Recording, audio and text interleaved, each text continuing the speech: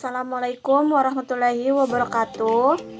Perkenalkan, kami dari kelompok 3 yang terdiri dari saya sendiri, Ida Miati, Ainun Fitriani, Nona Palupi Permatakasih, Irma Susanti, dan Nur Haida.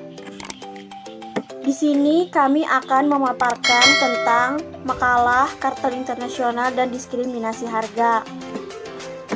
Pengertian kartel. Kartel adalah sebuah organisasi yang diciptakan melalui perjanjian formal antara sekelompok produsen barang atau jasa untuk mengatur pasokan dalam upaya untuk mengatur dan memanipulasi harga.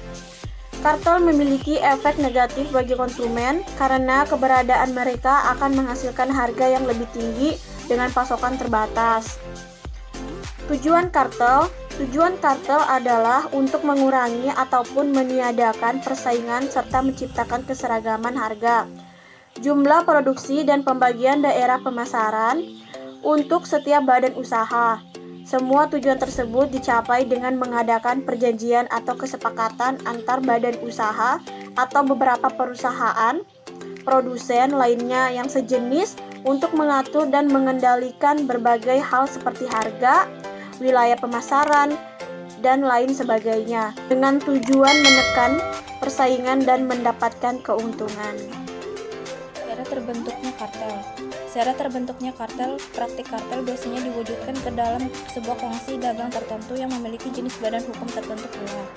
Semacam perserikatan ini pula memiliki aturan atau ketentuan yang disepakati oleh anggota-anggotanya. Untuk bisa terjadi praktik kartel harus memiliki perjanjian atau kolusi di antara pelaku usaha. Ada dua bentuk kolusi yang mengindikasikan terjadinya praktik kartel, yaitu kolusi eksplisit dan kolusi implisit. Karakteristik kartel secara umum haruslah memiliki karakteristik sebagai berikut. Terdapat konspirasi, persekongkolan di antara pelaku usaha, melibatkan peran dari senior perusahaan atau jabatan eksekutif perusahaan. Biasanya menggunakan asosiasi menutupi persekongkolan tadi. Melakukan price fixing atau tindakan untuk melakukan penetapan harga, termasuk pula penetapan kuota produksi. Ada ancaman atau sanksi bagi anggota-anggotanya yang melanggar kesepakatan atau perjanjian. Jenis kartel. Kartel daerah. Kartel daerah yaitu anggota kartel tertentu tidak boleh menjual barang ke daerah lain yang masih dikuasai anggota kartel lainnya. B. Kartel kondisi. Kartel kondisi ini berfokus untuk membentuk syarat-syarat kondisi penjualan. C. Kartel produksi. Pihak-pihak yang terlibat dalam kartel jenis ini hanya akan memasuk barang dalam jumlah tertentu. D. Kartel harga modul. Kartel harga dilakukan jika perusahaan ingin mengurangi tingkat persaingan harga dengan kompetitor. E. Kartel pembagian laba perjanjian. Dalam model kartel seperti ini biasanya dengan menentukan cara pembagian dan besarnya laba yang harus diterima oleh masing-masing anggotanya. Keuntungan dan kerugian. Keuntungan. Kedudukan monopoli kartel di pasar menyebabkan kartel memiliki posisi yang baik dalam menghadapi persaingan. Risiko penjualan barang-barang yang dihasilkan dan risiko kapitalan anggota-anggotanya bisa diminimalkan karena baik produksi maupun penjualan bisa diatur dan dijamin jumlahnya.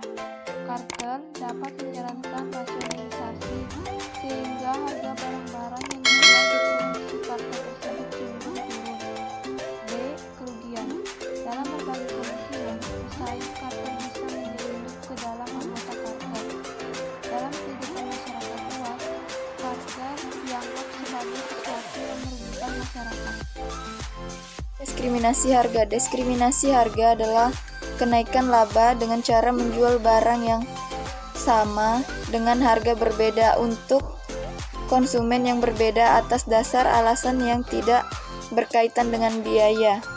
Diskriminasi harga terjadi saat produsen memberlakukan harga yang sama karena alasan yang tidak ada kaitannya dengan perbedaan biaya, tetapi tidak semua perbedaan harga mencerminkan diskriminasi harga. 5 syarat terbentuknya diskriminasi harga.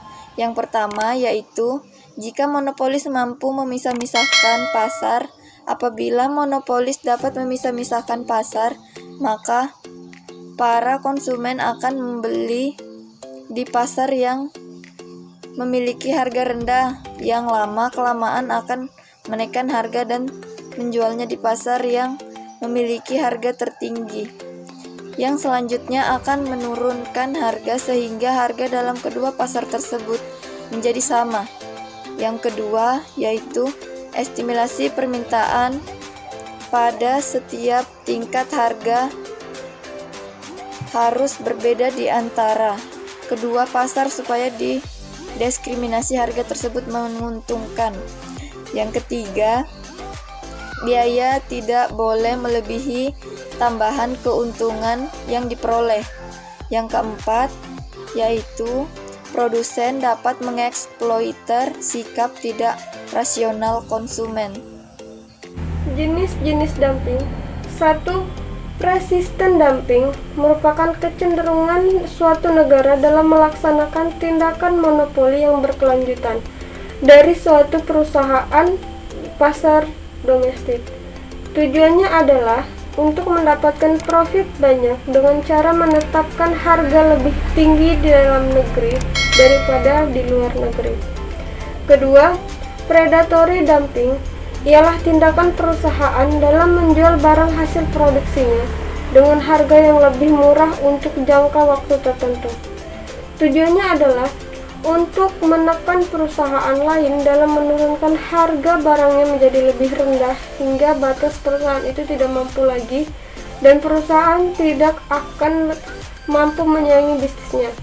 Setelah memonopoli dan menguasai pasar yang dituju, harga akan dinaikkan kembali seperti awal hingga yakin tidak ada kompetitor lain yang memaksimalkan profit.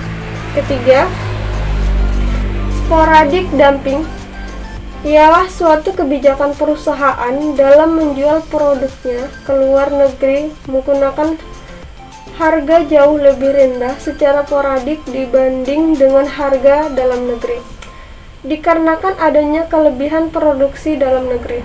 Kebijakan politik dumping dan tujuannya. Kebijakan politik dumping adalah tindakan perdagangan internasional yang dinilai sebagai suatu tindakan yang tidak lazim karena hal ini dapat merugikan negara lain, apalagi bila tindakan tersebut disengaja. Indonesia merupakan salah satu anggota WTO yang menyetujui pembentukan WTO melalui Undang-Undang Nomor 7 Tahun 1994. Hal ini berarti Indonesia tunduk terhadap peraturan-peraturan dalam WTO, termasuk peraturan mengenai sengketa anti-dumping. WTO sebagai non-diskriminasi organisasi atau Nation Perdagangan Treatment Dunia Clause atau NTC meyakini NTC adalah prinsip-prinsip memberikan perlakuan sama pada produk luar negeri ataupun dalam negeri.